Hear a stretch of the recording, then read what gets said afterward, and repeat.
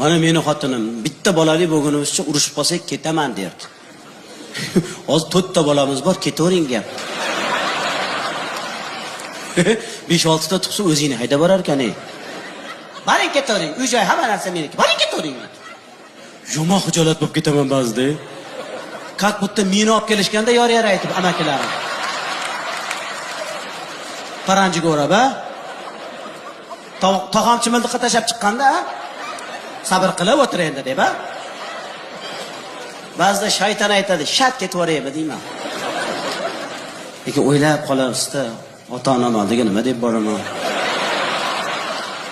Sizlar kulyapsizlar-ku, chiqqan yigit chig'roqdan tashqarida. Ota-onam tushunadi, boqib katta qilgan. Mahalla ko'y nima deydi? Deb palonchini o'g'li qaytib kelibdi degan gap.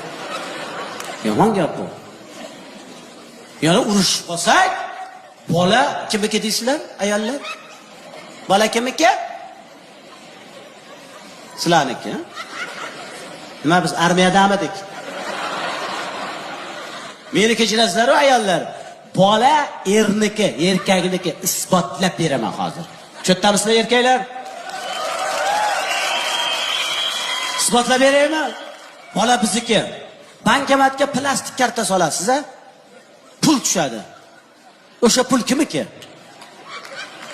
Bankomatnikimi, kartaning egasinikimi?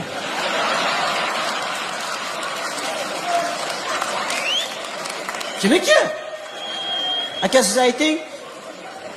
Pul kartaning egasinikimi? Bola ham biznikida aka. Bitta joyda shunaqa desam, bitta onaxon nima deydi? Avazjon, u bankomatga karta solganingiz bilan pul tushmasa-chi deydi.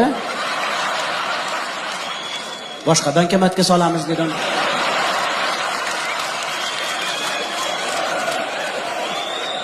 Endi xalq banki ishlamasa, milliy bank ishlaydi.